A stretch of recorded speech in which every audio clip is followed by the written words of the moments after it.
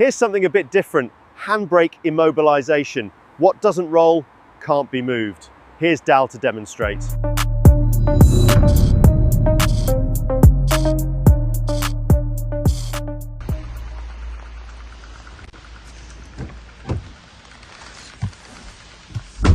Okay, we've got a Nissan Qashqai in today. It's a facelift, late 25 model, so it's virtually brand new.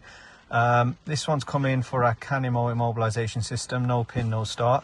Now, this one's a manual, so we can't do gearbox lock or gearbox stall. So what we've done is, somebody gets in, start the vehicle.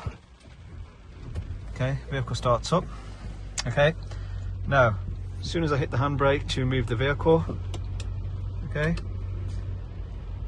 vehicle shuts down and it applies the handbrake.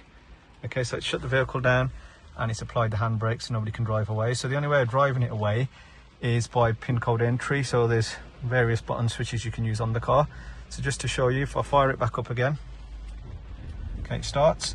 You'll see as soon as I input my code towards the left, you'll see the high beam light flash.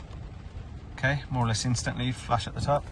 I can now release the handbrake, select a gear, and I can drive off. Okay, so it immobilises via the handbrake on this manual vehicle. Okay, so if I switch the vehicle off now and I don't exit, I can restart and drive off, but the second I open the driver's door, you'll see the high beam light flash. Immobiliser rearms, which obviously will now require pin code entry when we start the vehicle before you can drive off.